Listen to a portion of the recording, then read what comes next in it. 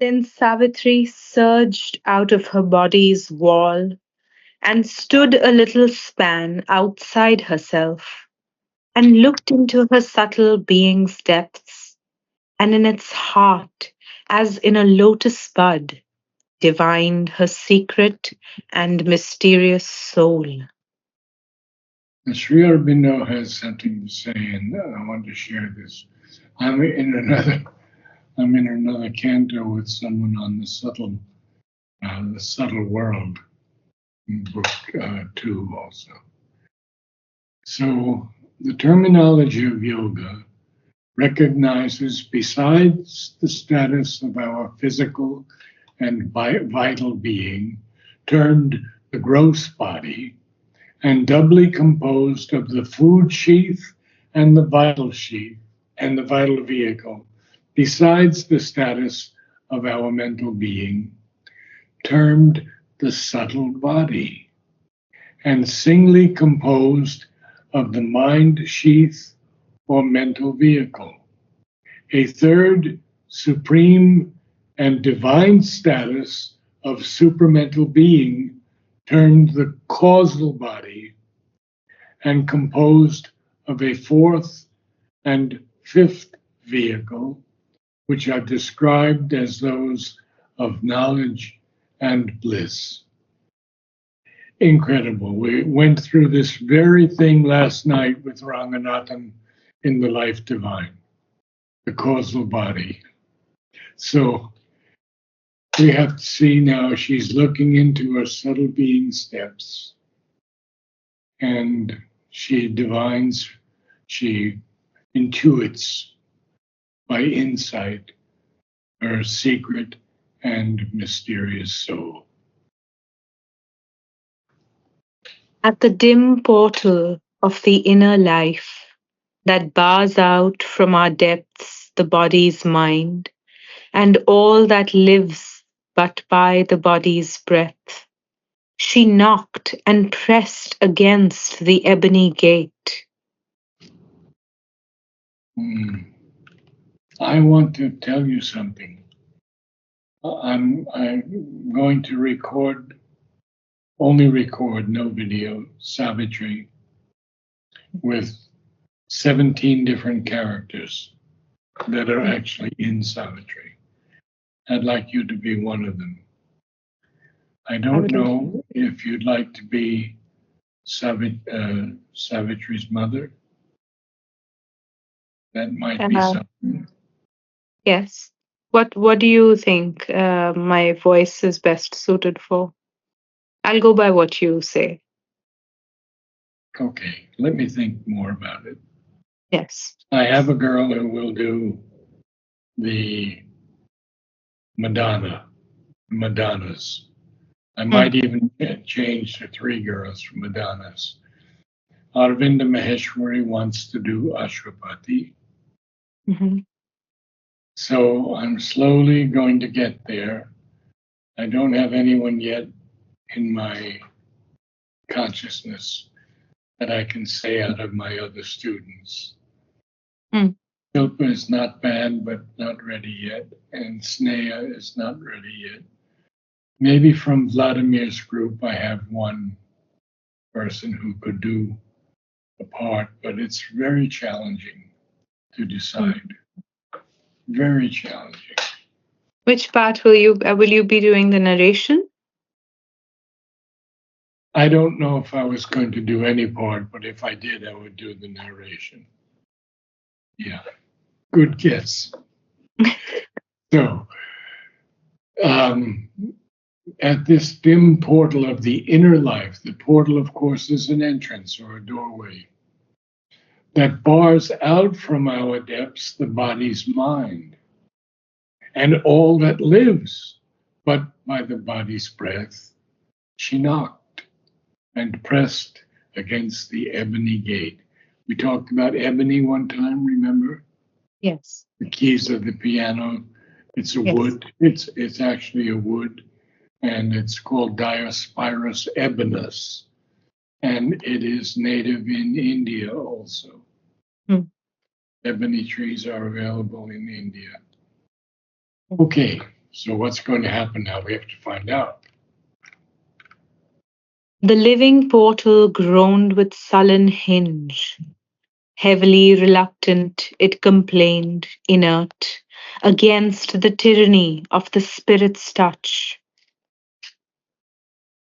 So he's speaking about a hinge being somewhat conscious.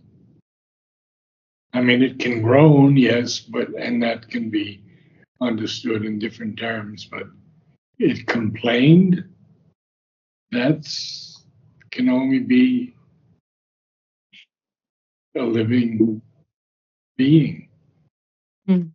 So the living portal is groaning with this sullen, this somber, gloomy hinge. And because it's heavily reluctant, it complained inertly, of course, against the tyranny of the Spirit's touch. Marvelous 3 lines. And that's, of course, Savitri's touch. She's knocking and she's even pressing against the ebony gate.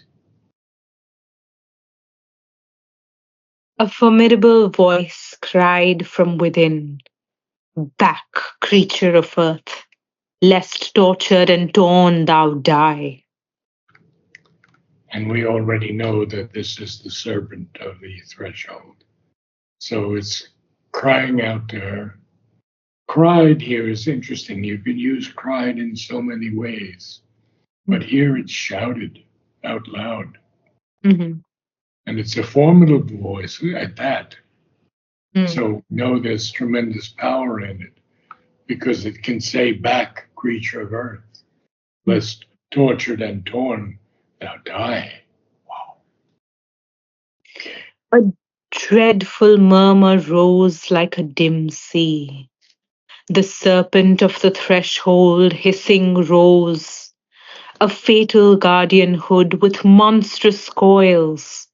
The hounds of darkness growled with jaws agape, and trolls and gnomes and goblins scowled and stared, and wild beast roarings thrilled the blood with fear, and menace muttered in a dangerous tongue.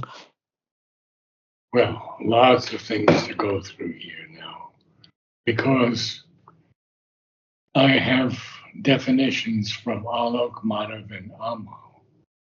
So Alok says it's the serpent power that lies at the base of matter. It guards the entry into inner worlds. And Madhav sort of says the same thing. The serpent is the guardian power of the interior. And Amo, this is interesting. Many obstructing agencies have to be met when one tries to break free from outwardness and plunge into the depths of one being. The very first of these obstructions is a poisonous serpent, like a cobra, a terrifying front with a long supporting background of fearful forces. So, this serpent, of course, has a fatal guardian hood, which means it's got to be a cobra. Mm. I don't know any other snake that has a fatal guardian hood. Mm. And he has monstrous coils. And now we have the term the hounds of darkness growled with jaws agape. A lot to tell you about this. There is a poem called The Hound of Heaven, Mm. who chases this man. It turns out to be God, but it is not that hound here. Here Mm. it's the hounds of darkness growling with their jaws open, like the hounds of Baal that Sri Aurobindo also uses elsewhere in Savitri. So Alok tells us that these are the powers and beings of darkness, werewolves that tear away the light and bliss and peace that dwells within man's depths or has been gathered through sadhana. Jumur says these are not just images and not just there for effect. They represent certain movements in the being, certain forces that are universal, independent. It is not one man who suffers. Certain level of existence, these experiences are universal. There are forces that are at work on levels, forces that really prey on man, really, in that sense. You can't seem to escape them. One is semi conscious or lives, as we do, in an in between state, not knowing exactly what is your direction. You have this force really at your heels, pushing you sometimes into suffering and death. You feel that you have been deserted. Sometimes there is a notion of karma. At other times, you feel that it is some force that is pushing you. These are universal forces in the field of life, in the field of the subconscious, in the unconscious, in the unconsciousness.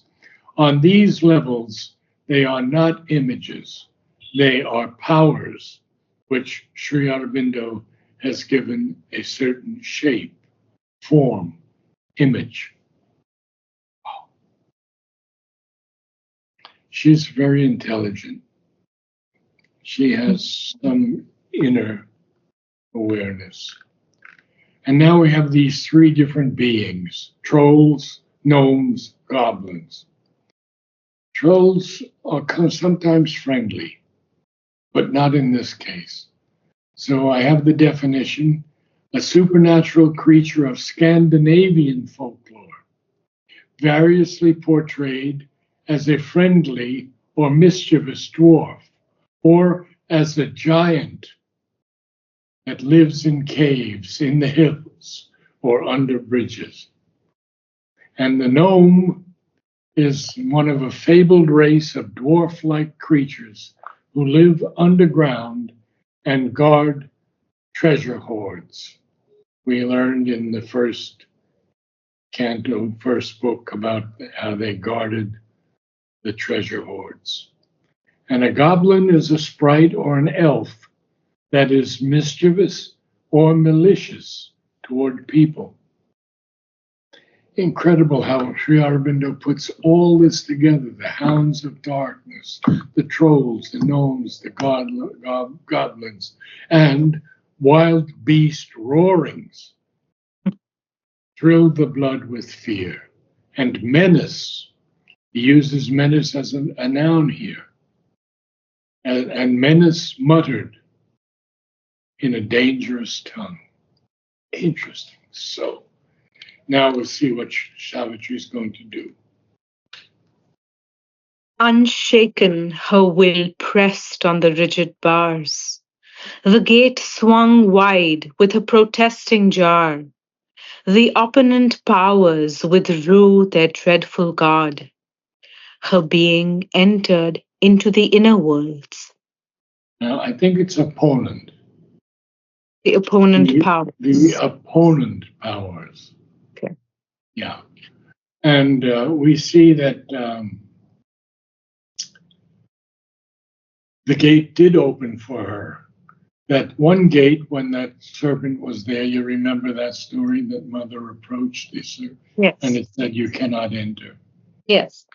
until you have cleared away the sex influence in the world." And Mother couldn't do it, of course, at that time, and she couldn't enter.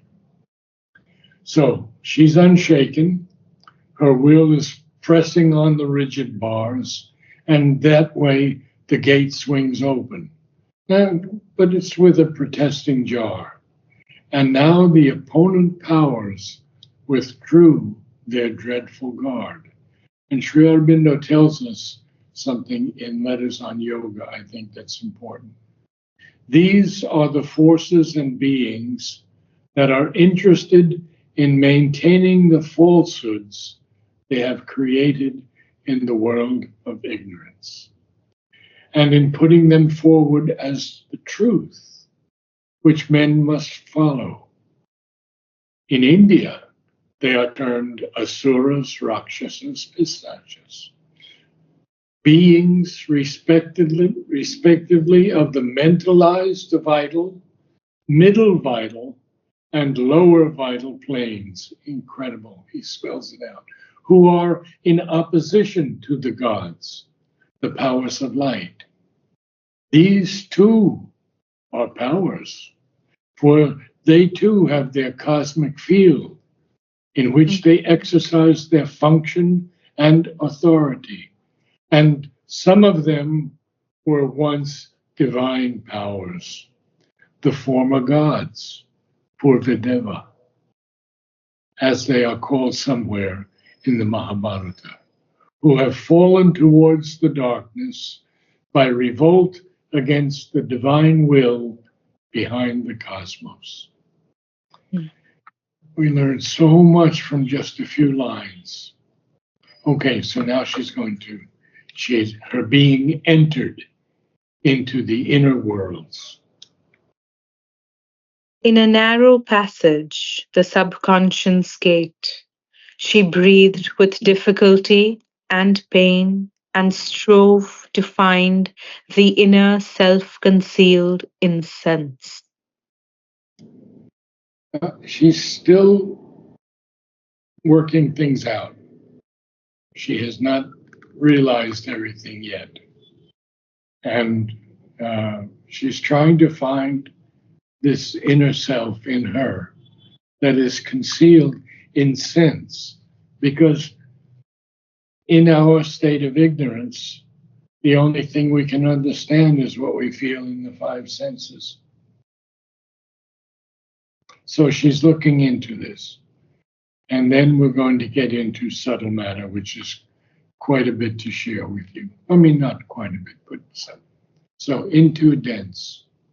Into a dense of subtle matter packed, a cavity filled with a blind mass of power, an opposition of misleading gleams, a heavy barrier of unseeing sight. She forced her way through body to the soul. So we almost have what we could say are, well,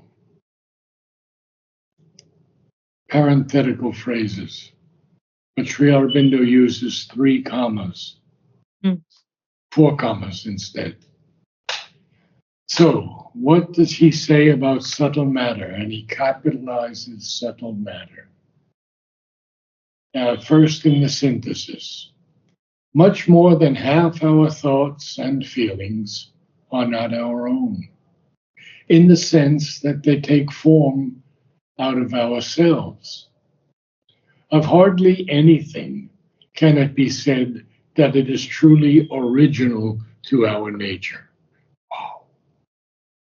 A large part comes to us from others or from the environment, whether as raw material or as manufactured imports. But still more largely, they come from universal nature here, or from other worlds and planes, and their beings and powers and influences. For we are overtopped and environed by other planes of consciousness, mind planes, life planes, subtle matter planes, from which our life and action here are fed, or fed on, pressed, dominated, made use for the manifestation of their forms and forces. And then in Essays and Philosophy on Yoga, he says, mind, therefore, is held by the Hindus to be a species of subtle matter in which ideas are waves or ripples, and it is not limited by the physical body which it uses as an instrument. And lastly, in essays divine and human, he writes, all that manifested from the eternal has already been arranged in worlds or planes of its own nature, planes of subtle matter, planes of life, planes of mind, planes of supermind, planes of the triune luminous infinite. But these worlds or planes are not evolutionary, but typal. A typal world is one in which some ruling principle manifests itself in its free and full capacity and energy and form are plastic and subservient, and energy, capacity and energy and form are plastic and subservient to its purpose. Its expressions are therefore automatic and satisfying and do not need to evolve. They stand so long as need be and do not need to be born, develop, decline, and disintegrate. I mean, what a lesson we've had tonight. I mean, it's just extraordinary. So I think she forced her way through body to the soul is enough for tonight, and now you can read the whole thing Yes. from the beginning. Before I read, I also want to share with you, lately, like I shared with you in the message what has been happening. Yeah, Um, Another thing I've been experiencing is like this part of my head is it kind of it, there's always seems to be a pressure that seems to be uh, almost relaxing it, like when I start thinking too much, or if I'm using my mind, it seems um, I don't know, there seems to be some kind of something that keeps pushing something back. I don't know what it is. It's been you think, happening in okay, can you say whether it's pushing back or down? this direction here, down, so not back, perhaps down Ah, is. pushing down, that's what I thought, yes. Yeah, Yeah. what is that? Is it Well, it could something, or be, am I just imagining it? no, it could be a number of things. One is that you have a lot to think about right now. So Mm-hmm. much going on in your head. And Hmm. sometimes it's maybe a little too much. And so there's that pressure. Uh-huh. I don't think it's anything spiritual or occult. I Okay. just feel it's that pressure. And Hmm. sometimes we almost we almost want to close our eyes and go blind for a moment so it doesn't keep happening. That Hmm. kind of pressure, that insistent pressure, I would almost say. Hmm. Hmm. It But I can't. sounds like it. A lot of thoughts maybe, and it's it's a challenge to quieten the mind sometimes. I think it's that. Yeah, it's Yeah. trying to. It's pushing down to push down all these thoughts that are coming in Hmm. without your consent Hmm. and Yes. without most of our consent. Yeah. So yeah, I don't know that we can read all of it tonight, but let's do what we Yes. can. Okay. Okay. Then Savitri surged out of her body's wall and stood a little span outside herself and looked into her subtle being's depths, as in its heart, and in its heart, as in a lotus bud, divined her secret and mysterious soul. At the dim portal of the inner life that bars out from our depths the body's mind and all that lives but by the body's breath, she knocked and pressed against the ebony gate. The living portal groaned with sullen hinge. Heavily reluctant, it complained, inert, against the tyranny of the spirit's touch. A formidable voice cried from within, "Back, creature of earth, lest tortured and torn thou die." A dreadful murmur rose like a dim sea. The serpent of the threshold hissing rose, a fatal guardianhood with monstrous coils. The hounds of darkness growled with jaws agape, and trolls and gnomes and goblins scowled and stared, and wild beast roarings thrilled the blood with fear, and menace muttered in a dangerous tongue. Unshaken, her will pressed on the rigid bars. The gate swung wide with a protesting jar. The opponent powers withdrew their dreadful guard. Her being entered into the inner worlds. In a narrow passage, the subconscious gate, she breathed with difficulty and pain and strove to find the inner self concealed in sense. Into a In, dense into a dense of subtle matter packed, a cavity filled with a blind mass of power, an opposition of misleading gleams, a heavy barrier of unseeing sight. She forced her way through through body to the soul.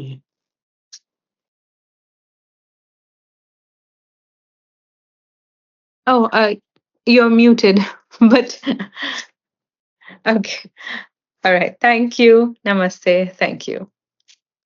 Thank you. See you next week.